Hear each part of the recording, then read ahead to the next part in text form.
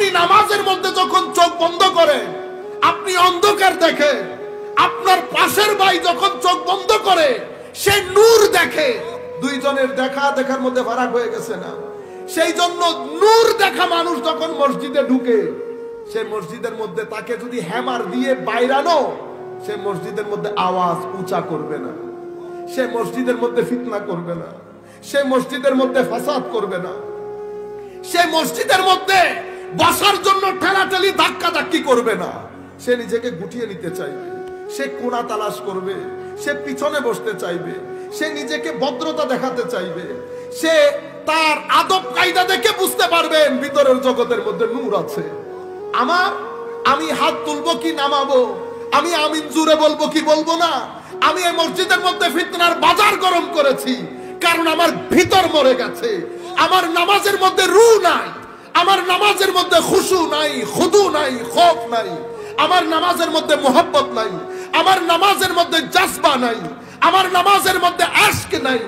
আল্লামা ইকবাল বলছে, এ ইকবাল, তেরি সজদে তুঝে কাফের না বানা দে, तू झुकता कहीं और सोचता कहीं और।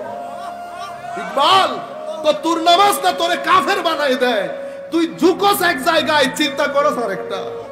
तो निशाने सजदा सजा कर, निशाने सजदा सजा कर बहुत गुरूर न कर, वो नियतों से नतीजा निकाल लेता है। को কপালের মধ্যে সিজদা দিয়ে দিয়ে দাগ করে করে বড় অহংকার করিও না। আমার আল্লাহ তোমার দাগ দেখতে হয় না, আমার আল্লাহ তোমার সিনার ভিতরে নিয়ত দেখে নতিজা বের করে নেয়। বুঝতে পেরেছেন আপনারা? আমাদের জিন্দেগি, আমাদের পুরো সামগ্রিক জিন্দেগি থেকে রূহ বের হয়ে গেছে, আশক বের হয়ে গেছে, আদব বের হয়ে গেছে, তাজিম বের হয়ে গেছে।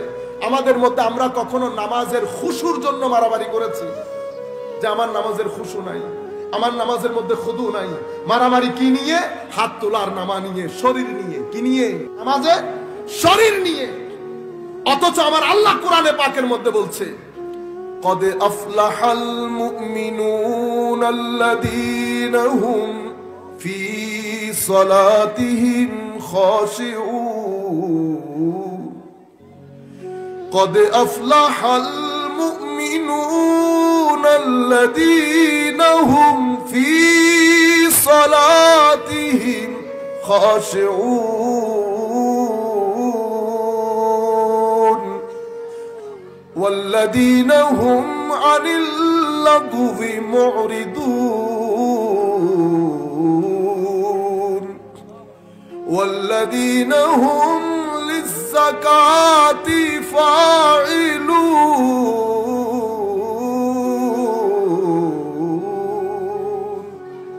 কোরআনে পাকের মধ্যে আমার আল্লাহ বলছে মুমিন সফল হবে কখন? যাদের নামাজের ভিতরে খুশু আছে, খুদু আছে, মন দিল জান এশক আদব নিয়ে যারা নামাজ পড়ে। আমার আল্লামা ইকবাল বলছে, পানি পানি কর গई मुझे कलंदर की वो बात, पानी पानी कर गई मुझे कलंदर की वो बात, तू झुका जो गैर की आगे न मन तेरा न तन। को তুই যখন আল্লামা ইকবাল আরেক শেরের মধ্যে বলছে, ये एक सजदा जिसे तू गिरा समझता है हजार सजदे से आदमी को देता है नजात। তুই এই একটা সিজদা যেটাকে খুব কম হালকা মনে করছিস, যদি ভালো করে দিতে পারিস তো এক সিজদা তোকে অনেক জায়গায় মাথা নত করা থেকে তোকে রক্ষা করবে। আল্লামা ইকবাল বলছে, আল্লাহ কে মৌলা ये तौफीक अता कर इकबाल को वो तौफीक अता कर, मरने से पहले ऐसा एक सजदा करूं कि जमीन भी रश करे कि इकबाल ने सजदा किया।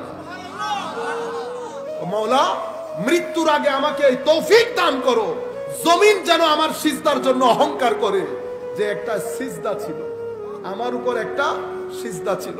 আমার ভাইরা, সিজদা আযীম নিয়ামত। আমার নবী বলছে, বান্দা যখন নামাজের মধ্যে সিজদায় চলে যায় তো আল্লাহর বান্দার মধ্যে কোনো ফারাক থাকে না। বান্দা আল্লাহর ভিতরে ডুব দেয়, আল্লাহ বান্দার সাথে মিশে যায় সিজদার মাধ্যমে। আমাদের নিসবত খতম হয়ে গেছে। আপনারা সুই দেখেন না? সুই সুই সুই একটা যদি এখানে ফালাই রাখি, সারা জিন্দেগি যদি ফালাই রাখেন, সুই কোনো মুভ করবে? ডাইরেকশন পরিবর্তন করবে? করবে না। কিন্তু এই সুইটা যদি তুলে কম্পাসের মধ্যে লাগান, কম্পাস পৃথিবীর যেই প্রান্তেই ধরবেন, কম্পাস এভাবে ধরার সাথে সাথে সুই উত্তর দক্ষিণ হয়ে যাবে। কি হয়ে যাবে? উত্তর দক্ষিণ। কেন? তো কারণ সুইয়ের সাথে একটা নিসবত আছে। কার সাথে? নর্থ পোল এবং সাউথ পোলের সাথে। ওই ম্যাগনেটিক ফোর্স বলি নাই, ওই ম্যাগনেটিক ফোর্স, ওই আকর্ষণের কারণে, নিসবতের কারণে সুই যেখানেই ধরবেন উত্তর দক্ষিণ হয়ে যাবে। আমিও আপনাদেরকে বলছি, দিলের মধ্যে যদি আমার রসূলের সাথে নিসবত থাকে, যার অন্তরের সুই আমার নবীর নিসবতে দ্বন্দ্ব হয়েছে, পৃথিবীর যেখানেই যাবে যাক, চোখ বন্ধ করার দে, সুই মদিনামুখী হয়ে যাবে। সুই মদিনামুখী হয়ে যাবে। আমাদের জিন্দেগি থেকে এই জিনিসগুলা বন্ধ হয়ে গেছে, রু খতম হয়ে গেছে। মারা মারি সবকিছু, হাত তোলা নামা, উপর নিচ করা, মসজিদে মসজিদে মারামারি। আমার ভাইদেরকে জিজ্ঞেস করে, আমিন জোরে বলা, আমিন আসতে বলা। ওনারা কি করেন? ইমাম সাহেব খুতবা শুরু করবেন, আমার ভাই এতক্ষণ নামাজ পড়েন নাই, হঠাৎ করে মসজিদের কোনায় দাঁড়াই যান। উনি ওনার মতো করে এমনি করে না, মানুষকে দেখানোর জন্য যে এখানে ভিন্ন ধরনের নামাজিও আছে। আমার ভাই, আমার সাথে কথা বলে কোনো লাভ নাই। আপনি ঘরে যান, নিজের ভিতরে নিজে ডুব দেন। अपनी मन में डूब कर पाजा सुरागे जिंदगी, तू मेरा नहीं बनता न बन अपना तो बन। আল্লামা ইকবাল বলছে, নিজের ভিতরে নিজে ডুব দিয়ে দেখ, তোর ভিতরে আল্লাহ কতটুকু আছে, তোর ভিতরে মাওলাই করিমের ইশক কতটুকু আছে। মনে রাখবি, এটা ইবনে সিনা আকল নিয়ে দাঁড়িয়ে আছে। কি নিয়ে? আকল নিয়ে। ইবনে সিনা। এটা জালালউদ্দিন রুমি ইশক নিয়ে দাঁড়িয়ে আছে। একজন আকল নিয়ে দৌড় দেয়, আর একজন ইশক নিয়ে দৌড় দেয়। আকলওয়ালা পর্দা পর্যন্ত গিয়ে খতম, ইশকওয়ালা পর্দার ভিতরে গিয়ে ডুবে। আজকেও জালালউদ্দিন রুমি, জালালউদ্দিন রুমি। আল্লামা ইকবাল বলছে, হে মানুষ, ইকবালও আকল দিয়ে অনেক ট্রাই করে দেখেছে, নক করে করে দরজা খুলে কিনা, দরজা খুলে কিনা, দরজা খুলে কিনা।